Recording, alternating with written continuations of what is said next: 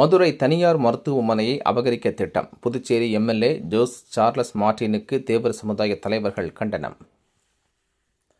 மதுரையில் 1000 படுக்கை வசதிகளுடன் இயங்கி வரும் முன்னணி நிறுவனமான மீனாட்சி மிஷன் மருத்துவமனை மற்றும் ஆராய்ச்சி மையம் டாக்டர் சேதுராமனால் தொடங்கப்பட்டு அவரது மகன் டாக்டர் குல்சங்கரால் கடந்த 36 ஆண்டுகளாக சிறப்பாக நிர்வகிக்கப்பட்டு வருகிறது.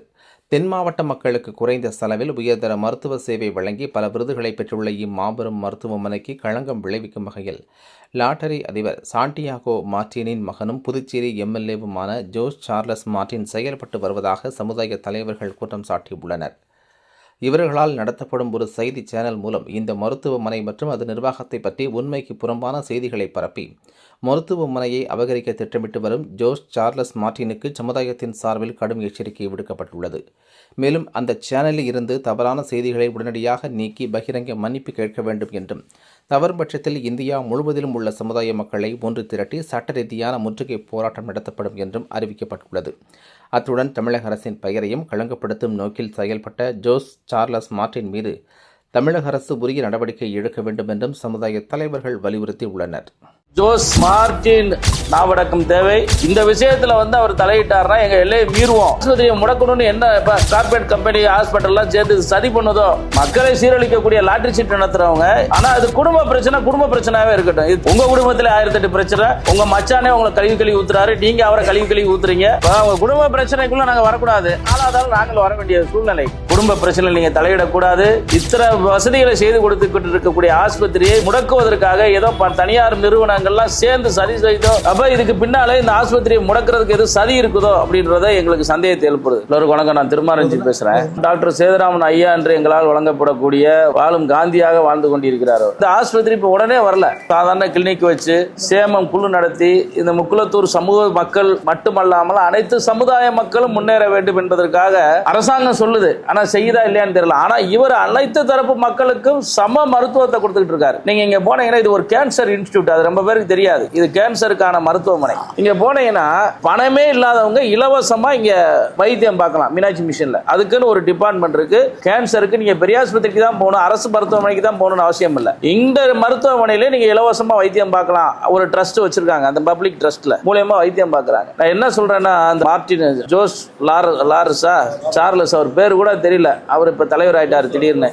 நான் என்ன சொல்றேன்னா, எல்லா குடும்பத்திலையும் பிரச்சனை இருக்கும். எல்லா குடும்பம் எங்க குடும்பத்துல பிரச்சனை இல்லையா? எல்லா குடும்பத்திலும் பிரச்சனை இருக்கு. எங்க ஊர் பாசையில சொல்லணும்னா, ஒரு தழுவத்துல கட்டுற மாடுக முட்டிக்கிறோம் மோதிக்கிறோம். உனக்கு என்ன வேலைன்னு தான் எங்களுக்கு. அப்ப இதுக்கு பின்னாலே இந்த ஆஸ்பத்திரியை முடக்கிறதுக்கு எது சதி இருக்குதோ அப்படின்றத எங்களுக்கு சந்தேகத்தை எழுப்புது. அந்த குடும்பத்துல இருக்கிறவங்க நாங்க எங்களால் மதிக்கப்படக்கூடிய ஒரு பெரியவர், அவரை போய் ஒரு தவறான ஒரு இன்டர்வியூல ஒரு தவறான ஒரு வார்த்தையை பயன்படுத்துறாங்க. அதை சொல்ல விரும்பல. நான் எங்களால் போற்றக்கூடிய ஒரு தலைவர், அவரை போய் சிறுமைப்படுத்தும் விதமாக அவங்க குடும்பத்தாரை வைத்தே பேச வைப்பது, இதற்கு பின்பாக ஏதோ பெரிய சதி இருக்கிறதோ என்றது எங்களுக்கு சொல்ல தோன்றுகிறது.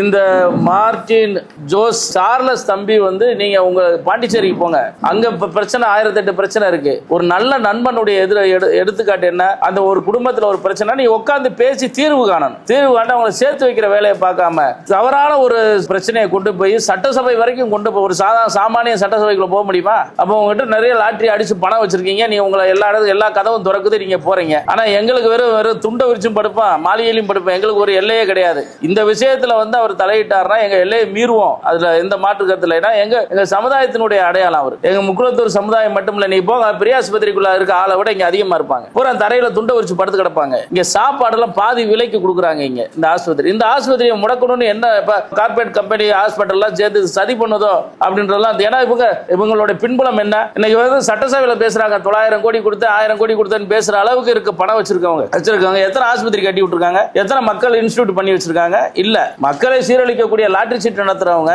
எங்களுடைய சமூக ரீதியாக நடத்தக்கூடிய இந்த ஹாஸ்பிட்டல்ல தலையிட்டு தங்களுடைய கருத்து சொல்வதே நாங்க ஏற்புடையதா இல்ல.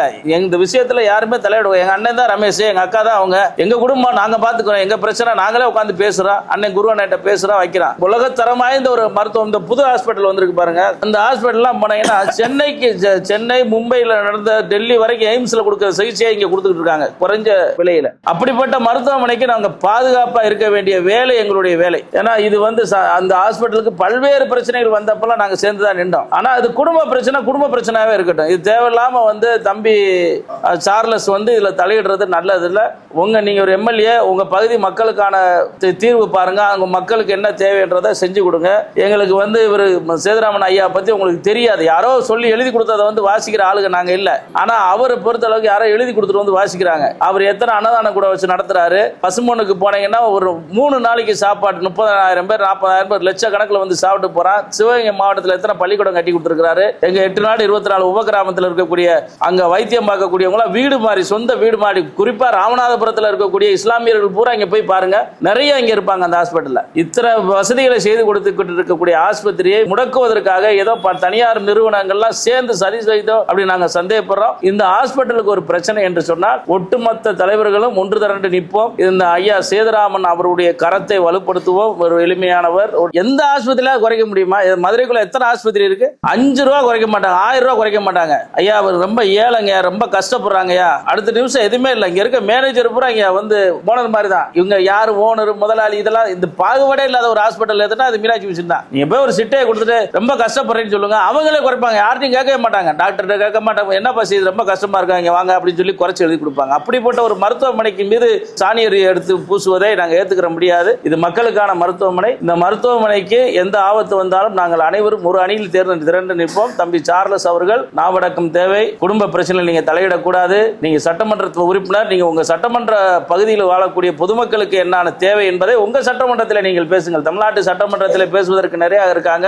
உங்க குடும்பத்தில் 1008 பிரச்சனை. உங்க மச்சானே உங்களை கழுவி ஊத்துறாரு, நீங்க அவரை கழுவி ஊத்துறீங்க. இப்படி இருக்கிற பட்சத்தில் முதல்ல உங்க குடும்பத்தை பாருங்க. உங்க குடும்ப பிரச்சனையை முடிச்சுட்டு அடுத்த குடும்பத்துக்கு வாங்கன்னு சொல்லி உங்க பத்திரிகை வாயிலாக கேட்டு. தான் பெத்தெடுக்கிற பிள்ளைக்கும் ஊராவன பால தத்தெடுக்கிற பிள்ளைக்கும் வித்தியாசம் இருக்கு.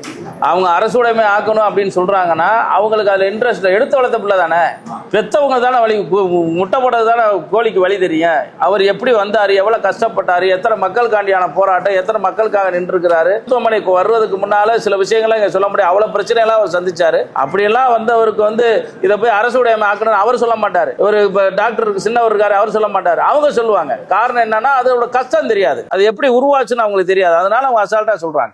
அவங்க குடும்ப பிரச்சனைக்குள்ள நாங்க வரக்கூடாது. ஆனா இன்னொருத்தர் 3வது ஆள் வரையில அப்ப 4வது ஆள் நாங்கள் வர வேண்டிய சூழ்நிலை. அதனால அவங்களுக்குள்ள பிரச்சனை ஒற்றுமை ஆக்குறது எங்களுடைய வேலை.